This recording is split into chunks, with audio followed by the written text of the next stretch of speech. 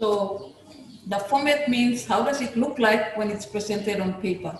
So on this presentation here, I haven't given you this paper, but I've used only what is called the APA and the MLA. So this is what's commonly used by English teachers in this country. So instead of using the whole 21, what we are doing is using only this one here. Using only 2 of them.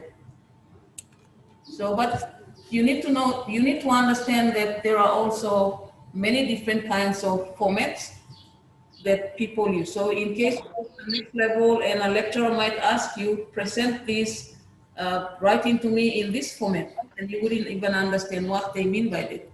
So there are 21 formats here, but we have been using only 2 formats. So one is the APA, which is highlighted here. The APA format, APA stands for American Psychological Association, and it is the most common citation style used by English teachers here, and maybe other subject teachers will or have been using this too. So that's APA, and the next one is the MLA format, which MLA stands for Modern Language Association. So these are the 2 that you will see. In case you see a worksheet that has MLA, APA, and you're wondering what is this all about. This is to show that this is the style of format that this person has used to do referencing. All right, so this is just to explain that there are all these different types of referencing styles, and we are using only 2 out of them. So the next presentation, I will show examples of APA.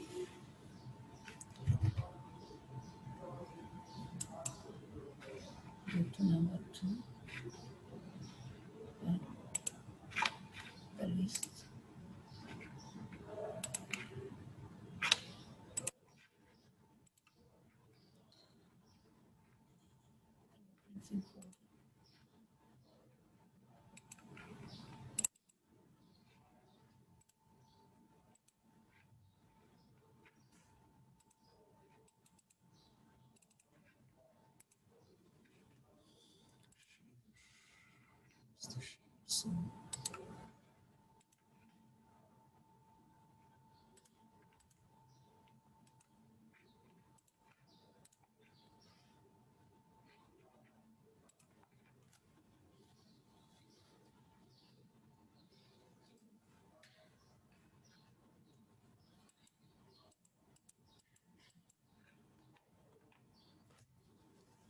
All right, so we are seeing a few examples.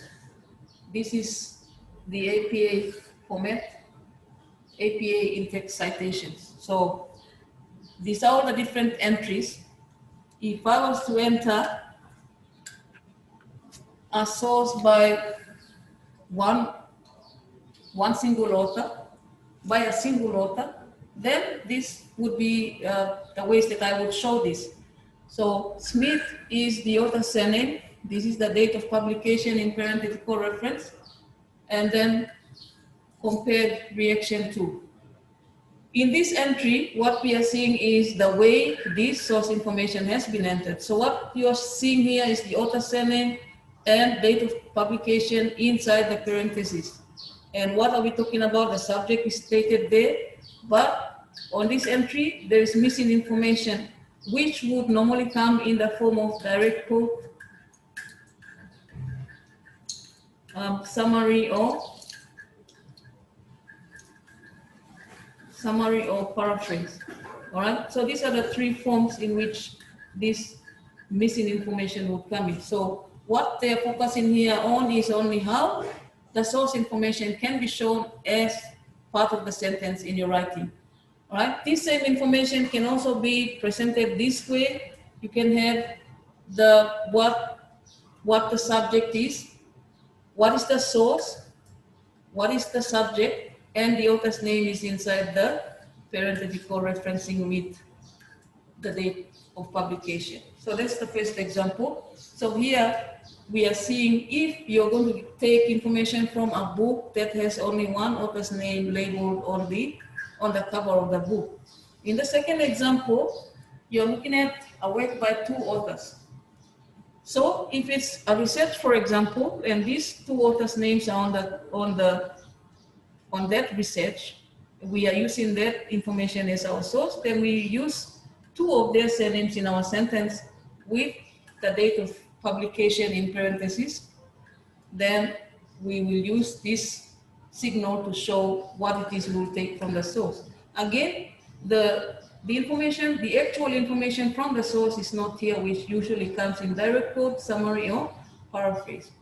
In the second example, this is reversed. So instead of having the actual information of source at the end of the sentence here, it has been brought to the front here. This is where you will have your direct quote, summary, and paraphrase. And supported by the research, and Wagner and Petty, the author's surnames are put inside the parenthetical referencing with the date of publication. This symbol is called an ampersand. If you're going to put these 2 authors' names inside the parentheses, you will use that symbol, and you're not going to write the word "and." So I hope you are going to apply that. So Wagner and with ampersand, Petty, 1994. The third example is a work by 3 to 5 authors. How do we show this? We will list all authors in the first citation. Afterwards, you will cite the first author followed by et al. And et al means and others, right? So we'll see the example here.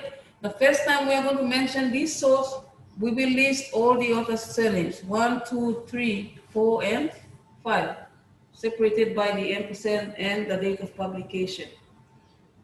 And after this first entry, the next time you're going to enter this same source, you will not have to go and list all these names again, but you will use only this first author's name and et al. And the date of publication. And we have a note here. It states for works with 6 or more authors, you will immediately list the first author followed by et al. So for example, you have a list of names on a book about 20 authors or 10 authors. You don't have to list all those 10 authors like they have explained in this example. You can immediately just list the first author's name and use the word et al. To show that there are more than one person who has given information in that source that you have extracted from.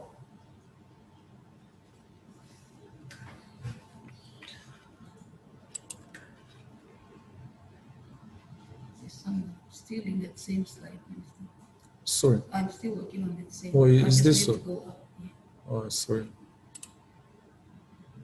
Sorry about that.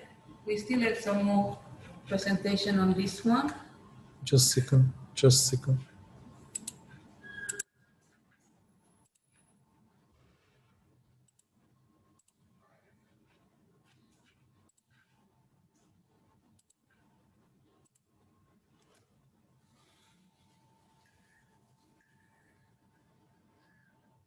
Now there may be some information, some source that does not have any author's name. In the other examples that I showed, there are author's names given. But what if it's in a situation where the author's name is not given? If the author is unknown, cite the source by the first 2 or 3 words of the title. As I showed in my introduction, my sample of introduction for the argument writing, there was no author's name. So what I did was I used the 2 words from the whole title. A very long title, you can just pick out only the first 2 or 3 and use the ellipses, which is the 3 dots, to indicate that there is some missing information on there. In this example, they have given you this title with the date of publication, title of an article. In the second example, they've given you the book's title inside the sentence, as part of the sentence. So what did it state, the actual words that you have used as direct quote, summary, or paraphrase in the book, Polish Bound Years 2008. So this is how it would be used if you had no authors mentioned. And we look at direct quotes. when you directly quote your source, this means bringing exact information from the source. You're not changing anything. You are bringing out information exactly as it is. So also be sure to put whatever words that are not yours in quotation marks. So according to Jones, this is acknowledging source. We are saying that according to this person we have extracted from, name is Jones, 1998. Students often have difficulty using APA style, especially when it was their first time. So open and close quotation marks here to indicate these are exact words from the source written by Jones and page number 199. Or this same information can also be written. Do I go up in this one?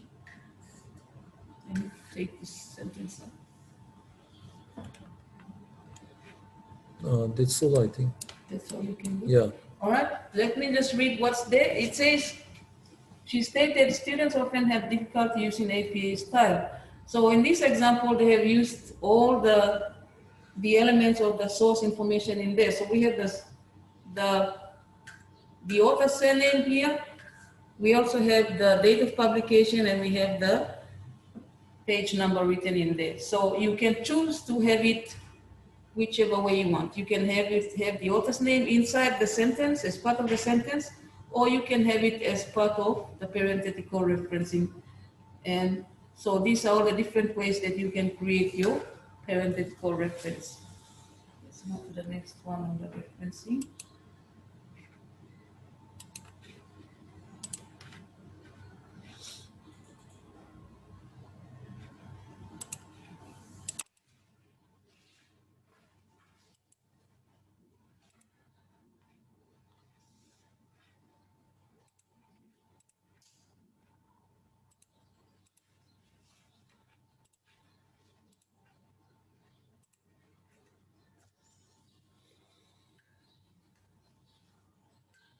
In this example, what you're looking at is if you're going to be citing from electronic sources, whatever form it is, whether you are citing a book, an article, or anything, maybe a letter or an email, that information will be presented this way. So you usually cite electronic sources in text just like print sources, and the main exceptions. So what they're saying here is you will present just like what we explained in the previous presentation.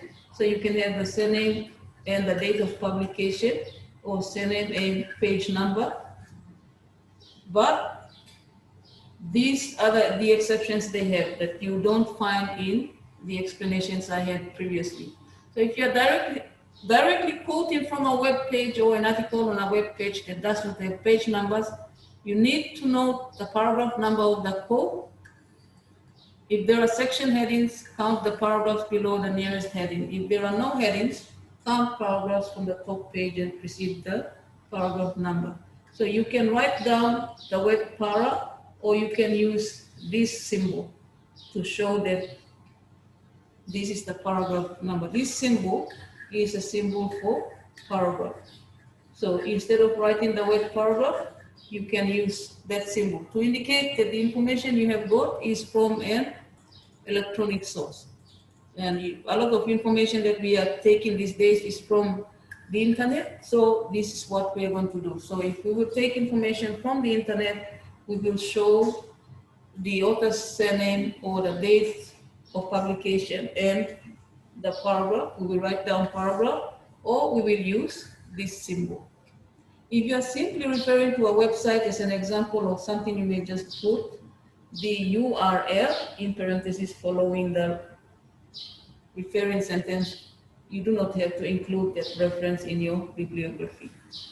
Now, they've mentioned bibliography here, but you're not going to write bibliography in the written expression. You will use only the parenthetical reference and the in-text citations. So how do they show, or what does it look like to include the URL as part of our in-text citation? Then we can just write that website and have that inside the parentheses. And then we have what is it that we want to state. All right, so this is just one of those ways. You can also use electronic sources. So in the previous presentation, I showed if you are taking information from books or hard copies of information, but this example shows what it would look like if you are presenting from, you are taking information from electronic sources. All right, I will stop there for this.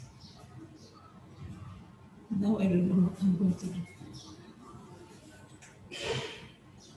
Stop share.